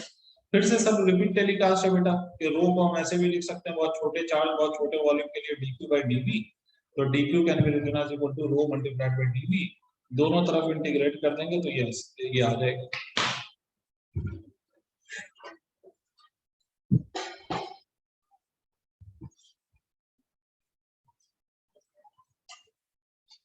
Is it clear? We have discussed all the three types of charge distribution. One was linear, another one is surface, and the third one is volumetric. अब इसके हम question करेंगे। अब इन सब चीजों को use कर, जी बताइए।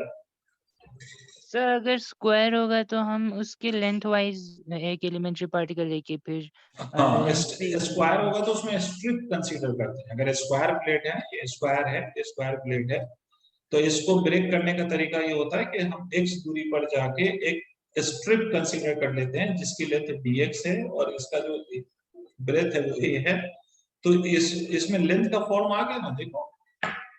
ये मतलब उसको ये हॉरिजॉन्टली भी हम कंसीडर कर सकते थे। हाँ, वो डिपेंड करता है आप पे कि आपको कैसे चीजों को सॉल्व करना है।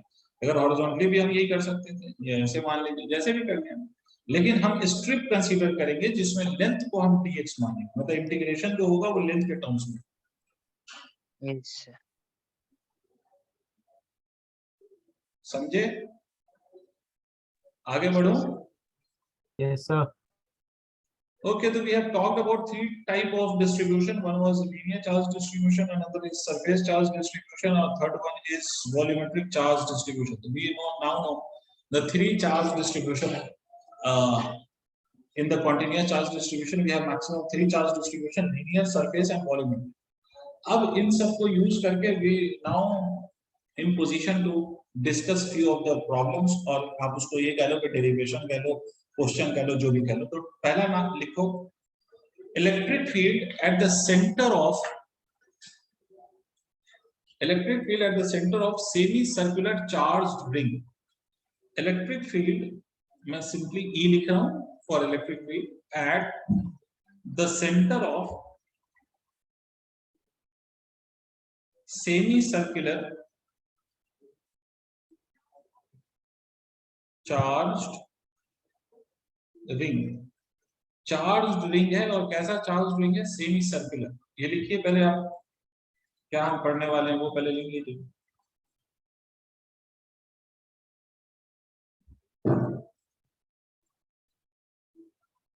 हो गया? यहां तक बात समझ आ गई? Yes, sir. ठीक है, तो सेमी सर्कुलर चार्ज रिंग पे हम फाइंड करने वाले चीजों को आप बहुत ध्यान से सुनना और समझना। मान लो ये सेमी सर्कुलर, सेमी सर्कुलर नहीं बनेगा क्या?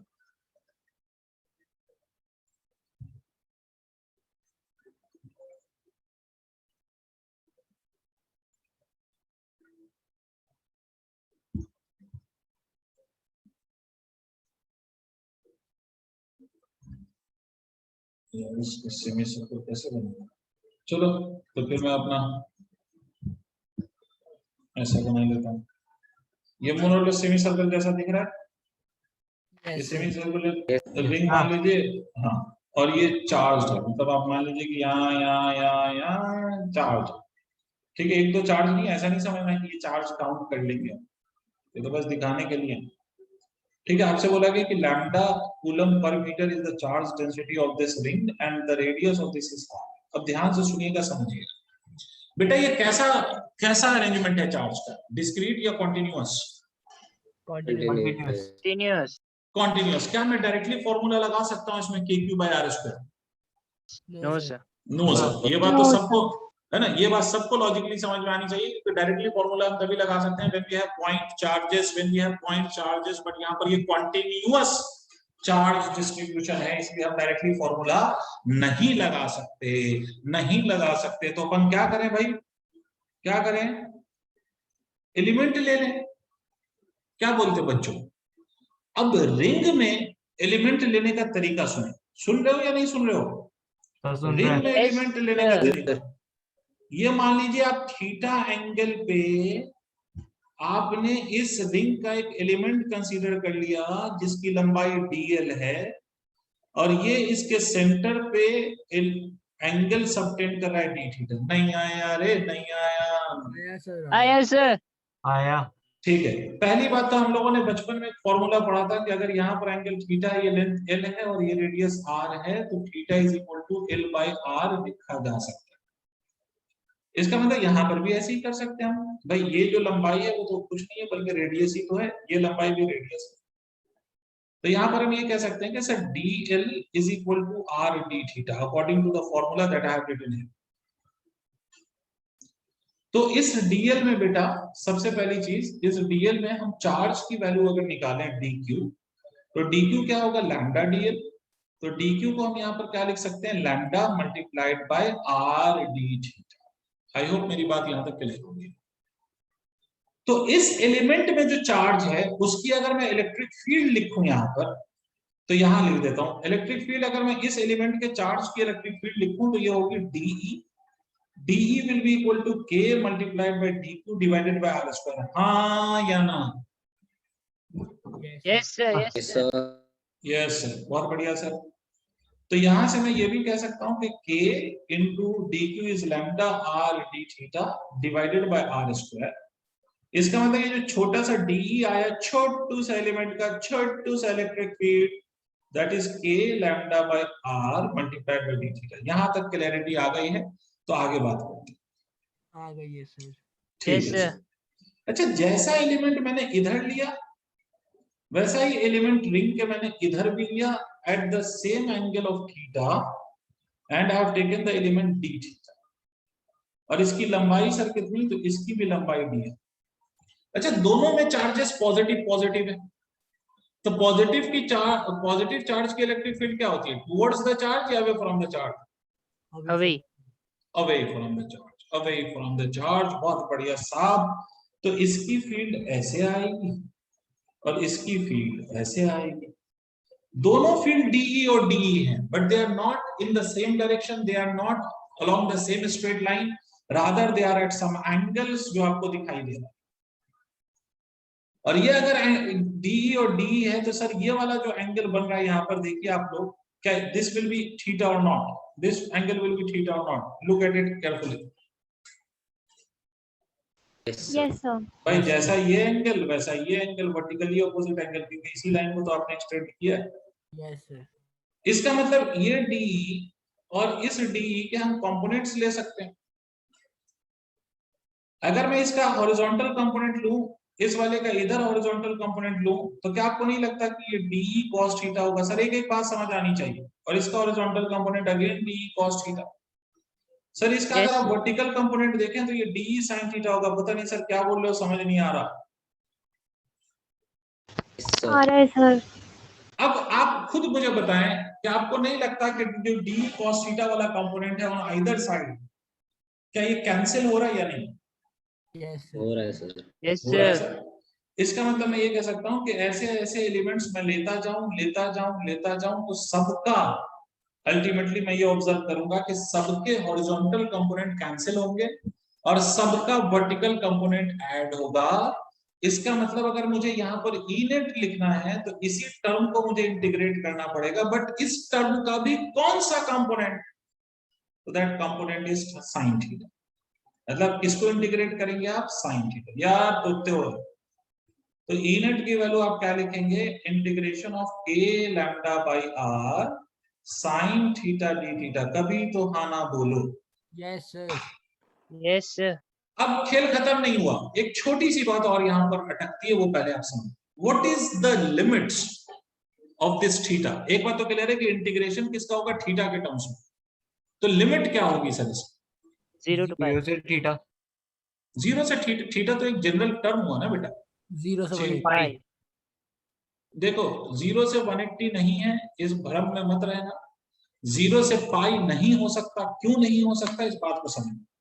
आपने बोला कि मैं इधर कोई एलिमेंट ले रहा हूं तो इधर से एंगल मेजर कर रहा हूं थीटा, और जब इधर एलिमेंट ले रहा हूं तो इधर से एंगल मेजर कर रहा हूं थीटा। क्या ये पूरा एंगल एक ही तरफ से मेजर हो रहा है, या ऐसे जाके मैं एंगल मेजर कर रहा हूं, या दोनों तरफ के एलिमेंट के लिए दोनों तरफ से मैं एंगल मेजर कर रहा हूं? दोनों तरफ दोनों के। तरफ से। तो इसका मतलब अगर ये 0 कहोगे तो ये पाई तब कह सकते हैं ना जब आप एक ही तरफ से दोनों एलिमेंट का एंगल मेजर करें। Yes but sir. यहाँ पर दोनों साइड के लिए, दोनों एलिमेंट के लिए, दोनों तरफ के एंगल को मेजर करने के लिए दो अलग अलग साइड से आप मेजर कर रहे हो। तो आप 0 से पाई नहीं कह सकते। अब 0 से पाई बोलो ना, नहीं कह सकते। तो नहीं आप कह क्या कह सकते हैं, देखिए पाई बाय 2। समझिएगा। यहाँ पर कोई और कलर मुझे चूज कर लेने दो ताकि मैं इसको यहाँ पर दिखा सकूं। यहां पर अगर मैं सबसे पहला एलिमेंट लेता, आसिया जी, अगर एलिमेंट यहां पर होता सबसे पहला, आसिया जी एलिमेंट सबसे Yes, पहला sir. यहां होता, तो थीटा की वैल्यू क्या होती? ये एलिमेंट यहां ना होके अगर यहां पहुंच जाए तो थीटा की वैल्यू क्या 0. होगी? 0। 0. चलते चलते चलते चलते चलते यहां तक पहुंचे, तो एलिमेंट यहां पर पहुंचे तो एंगल कितना बनेगा? 90. मतलब एक बात तो क्लियर हो गई सर, 0 से 90। तो सर 0 से 90 अगर मैंने किया तो क्या दोनों पार्ट कवर हो गए या सिर्फ एक पार्ट? दोनों। नहीं रे बाप, एक पार्ट सर। 0 से 90 तो यहीं तक पहुंचे ना अक्षय। इसी तरह से Excuse me, sir. Yes excuse, Sir, I need to leave the class because I'm fasting. Even I am fasting. तो एक लास्ट पॉइंट सुनो कि ये 0 से पाई बाय 2, तो ये 0 से पाई बाय 2 जैसा पार्ट राइट साइड वाला है वैसा ही पार्ट लेफ्ट साइड वाला है, तो मल्टीप्लाई कर दो 2 से। सर जी यस आसिया, सर, ये- नाउ यू कैन लीव। हाँ सर ये तो हम फोर्स के साथ भी कर सकते थे कि हम twice of D sine theta ले सकते थे। नहीं नहीं नहीं नहीं नहीं, नहीं, ये force अकल नहीं लगाना, ये अकल नहीं लगाना। एक मिनट एक मिनट, बच्चे के मन में डाउट आया, बच्चे के मन में डाउट आया कि भाई मास्टर यहाँ पर तो ये 2d sin थीटा क्यों नहीं लिखा है? ऐसा कुछ पूछना चाह रहे हो क्या? Yes. अच्छा मुझे एक बात बताओ कि ऐसे यहाँ पर एक एलिमेंट मैंने इधर दिखाया और एक एलिमेंट मैंने इधर दिखाया, क्या ऐसे ऐसे सिर्फ 2 एलिमेंट है? बट थीटा तो ऐसे दो ही होंगे ना। अच्छा मैं एक और एलिमेंट लेने का मेरा मन हो रहा है थीटा 1 एंगल पे, तो ऐसे इधर एक और एलिमेंट लेने का मन कर रहा है मेरा थीटा 1 एंगल पे, क्या करूंगा? जिसने पूछा उससे बात पूछ रहा हूँ। तो सर आप ऐसे ऐसे बहुत सारे एलिमेंट है ना, और जब आपने इंटीग्रेशन लगा दिया, यहाँ पर इंटीग्रेशन आपने शो कर दिया, तो इंटीग्रेशन का मतलब ही होता है कि आप इस सब एलिमेंट के साइन वाले कंपोनेंट को ऐड कर रहे हैं। नहीं आया Yes. भाई, इंटीग्रेशन का क्या मतलब है कि आप उनके पेयर को ऐड कर रहे हैं या आप ये सारे एलिमेंट के डी साइन थीटा को ऐड कर रहे हैं? सारे एलिमेंट के डी साइन थीटा को ऐड कर रहे हैं। तो जब 0 से 90 पे आप जाएंगे, इसका मतलब है कि यहां से लेके यहां तक जितने भी एलिमेंट्स हैं उन सबका साइन आपने ऐड कर दिया 0 से पाई बाय 2 में। अब मैंने बाई सिमेट्री मैंने ये लॉजिक दिया कि भाई जैसा राइट वाला पार्ट है वैसा ही लेफ्ट वाला पार्ट है, तो लेफ्ट वाले पार्ट में भी इधर से जाके इधर तो 90 तक ही जाओगे ना, इधर से जाके इधर कितना जाओगे? 90 ही जाओगे ना। तो जब आप इधर से इधर 90 ही जाओगे तो क्यों ना 2 से मल्टीप्लाई कर लिया जाए? यार नहीं आया? Yes, sir. Yes, sir. सबको क्लियर है? प्लीज बताइए। सर क्लियर है। या तो इसका इंटीग्रेशन कौन करेगा? कर लोगे? Yes sir. सर एक मिनट एक मिनट एक मिनट एक मिनट,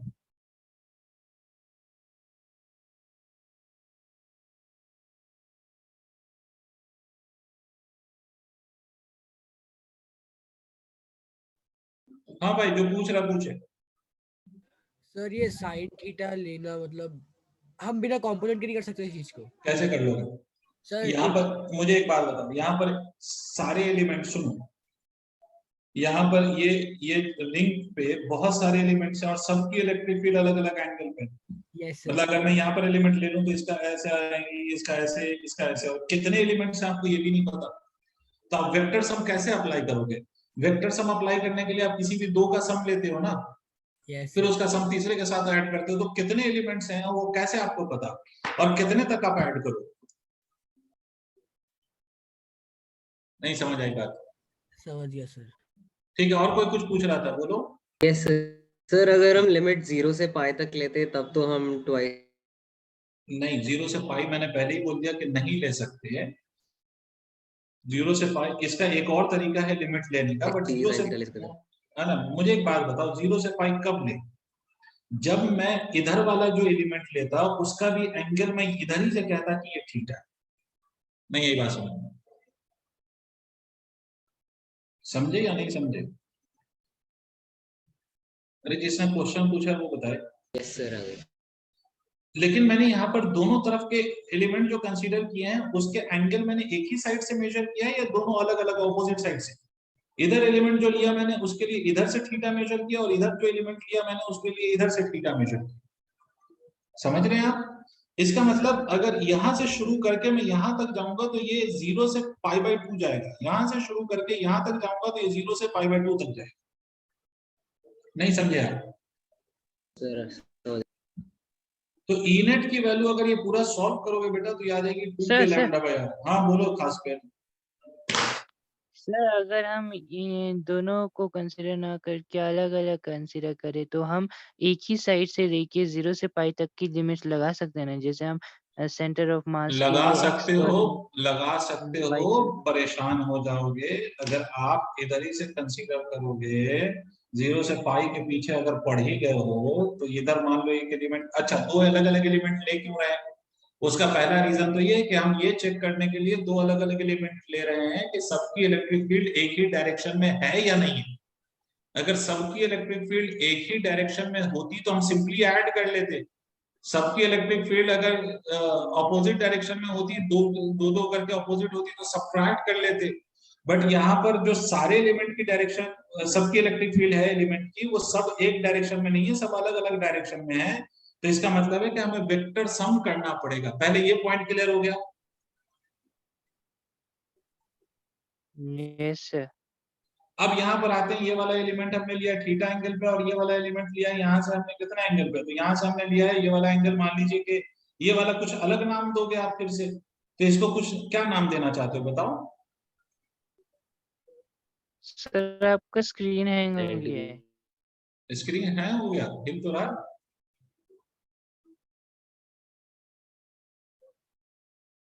दिखाई दे रहा है? यस सर, दिखाई दे रहा है। खासकर तुम्हारे साइड में इशू है। अच्छा यहाँ तक क्लियरिटी आ गई है? पहले एक आध जिसका डाउट है वो मैं बाद में देखूंगा। यहाँ तक क्लियरिटी आ गई है, ये समझ आ गया कैसे हुआ है सॉल्व? cos थीटा, क्या हुआ? cos नहीं आवाज आई, फिर से बोलो। cos थीटा कैसे है? कॉस थीटा कैसे आया? जैसे साइन थीटा आया। Integration of sine theta D theta is cos theta. Sign theta D theta का जब इंटीग्रेशन करोगे तो वो कितना होता है? साइन थीटा डी थीटा का इंटीग्रेशन कॉस थीटा होता है। नेगेटिव।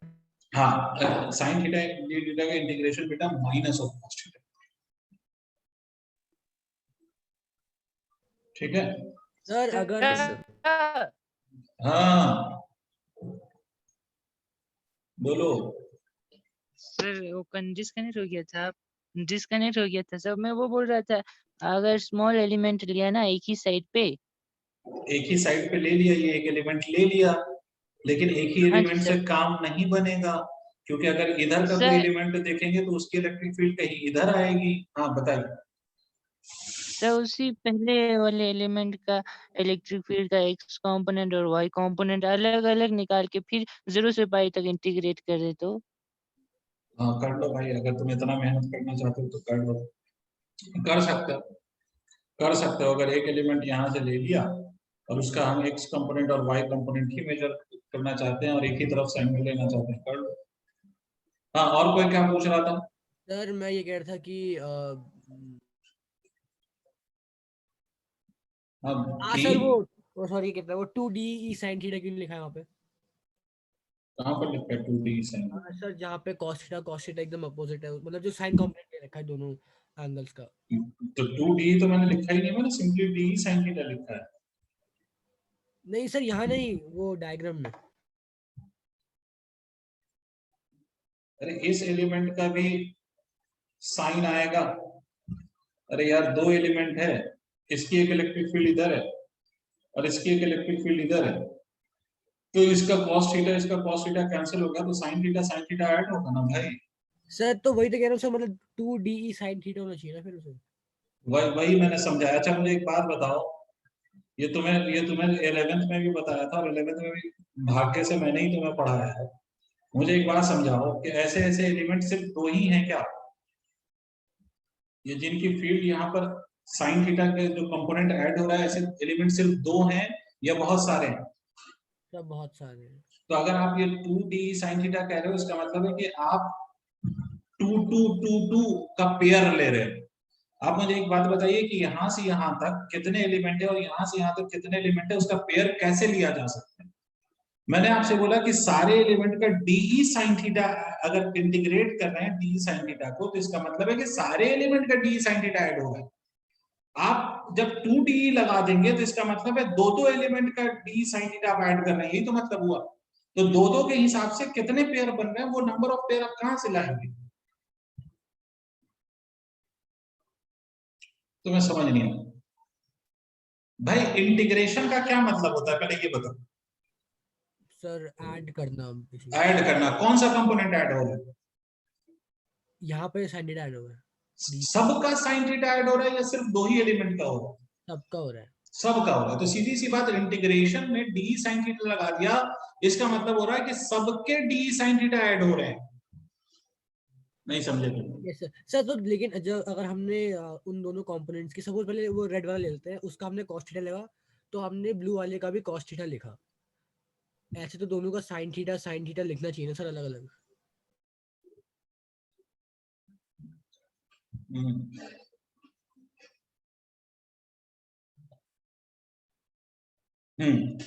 तो ये अगर मान लो कि ये ऐसे मैंने लिखा, तो मैंने उसका कंपोनेंट अलग अलग लिखा नहीं। मैंने कहा कि इस वाले का कंपोनेंट और इस वाले का कंपोनेंट अगर हम लेंगे, तो इस वाले का जो कंपोनेंट है कॉस वाला, वो इधर आ रहा है और इधर वाले का कॉस कंपोनेंट इधर आ रहा है, और दोनों का साइन वाला कंपोनेंट नीचे आ रहा है। यही बोला ना मैंने हर्षित? Yes sir. तो इसका मतलब है कि इसका एलिमेंट का और इस एलिमेंट का जो कॉस है, बिकॉज वो ऑपोजिट डायरेक्शन में आ रहा है, इसलिए ये और ये कैंसिल हो रहा है। और ऐसा ही हर एलिमेंट के कॉस के साथ। Okay sir. ठीक है। और बिकॉज सारे एलिमेंट का साइन वाला कंपोनेंट एक ही डायरेक्शन में आ रहा है, इसका मतलब हर एलिमेंट का साइन कंपोनेंट क्या होता जाएगा, ऐड। तो अगर मान लो ये 100 एलिमेंट है इस तरफ और 100 एलिमेंट है इस तरफ, तो यहाँ पर 100 बार साइन थीटा होना चाहिए। नहीं बस नहीं, समझ गया। तो अगर हम इसको डी साइन थीटा डायरेक्टली हम कर रहे हैं, इसका मतलब ये हुआ कि वो सारे 100 एलिमेंट के साइन थीटा का सम हो रहा है यहाँ पर। ठीक है? यस सर समझ गया। ठीक है सर, बहुत बहुत शुक्रिया। हाँ, लेकिन पेयर में करने में मतलब उसमें गलत क्या है? तुम्हें कैसे पता कि 100 एलिमेंट है? how many elements can be formed in the whole ring? Can you tell me? Sir नहीं बता सकता। बहुत सारे। बहुत सारे। It is n number of elements which is tending to infinity। तो पेयर कैसे निकालोगे उसको? समझ गया सर। समझ गए? इसका मतलब ऐसे पेयर वेयर मत याद रखो, ये तो दो एलिमेंट करके दिखाया गया है, बट इसका मतलब ये हुआ कि राइट साइड का हर एलिमेंट और लेफ्ट साइड का हर एलिमेंट का कॉस कंपोनेंट कैंसिल होगा और हर एलिमेंट का साइन वाला कंपोनेंट ऐड होगा। तो आप कहोगे कि सर सारे एलिमेंट क्यों नहीं बनाया आपने? तो सारे एलिमेंट बनाएंगे तो हम तो पूरी रात यही करते रह जाएंगे। तो इसलिए आसानी के लिए हमने दो एलिमेंट दिखाए। बात ऐसी है कि जैसे आप इमेज फॉर्म करते हैं, तो इमेज फॉर्म करने के लिए आप क्या करते हैं, दो रेज लेते हैं, बट क्या दो ही रेज होती है या बहुत सारी रेज होती है? बहुत सारी होती हैं। तो फिर दो क्यों लेते हैं बेटा? और फिर आप ये बाकियों को क्यों नहीं शो करते, या बाकियों का क्यों कह देते हैं कि आप दो दो कहिए कि दो दो रे का इमेज वहां पे फॉर्म हो रहा है, फिर आप क्यों कह रहे हैं कि सारे रे का इमेज वहां पे फॉर्म हो रहा है? हर्षित समझ आई बात? यस सर, मतलब आप बेसिकली ये बोल रहे हो ना, अगर हम उसे पेयर में मैं लेंगे नहीं बोल रहा हूँ यार, यही सही है। सर मतलब हाँ, लिमिट्स चेंज हो जाएगी और कुछ नहीं। और वो पेयर ले नहीं सकते ना यार, यहाँ पर 100 एलिमेंट है, तुम्हें पता है क्या कि कितने एलिमेंट है? मुझे ये बताओ, how many elements are sir there? मैं वही कह रहा हूँ, लिमिट चेंज हो जाएगी, जो हमें पता नहीं है कि लिमिट लिमिट नहीं, सब कुछ चेंज हो जाएगा। You can not count the number of elements. नहीं यार, बात समझ में? Can you count the number of elements? समझ गया सर मैं। Okay sir, thank you. आज इतना ही, नेक्स्ट डे बात करते हैं इसी पे। Thank you sir. Sir. Welcome. Thank you sir, bye sir. Bye.